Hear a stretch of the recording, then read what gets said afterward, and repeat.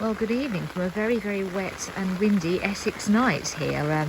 It's absolutely chucking it down, but I just wanted to make this quick video to show you my Bardsey apple, because I'm every intention, even though it's raining, I'm going to pick these because they are looking fantastic.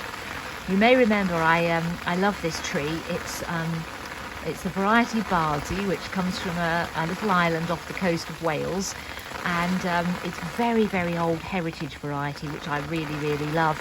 And as you can see, it's only about 18 months old, this tree, but it's carrying a crop of these wonderful crisp apples.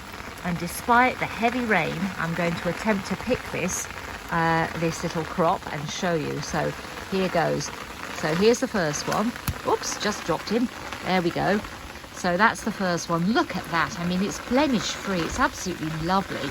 And the great thing about these is you can eat them as they are, or you can cook them as well. So there's the first one. And here's my second one here.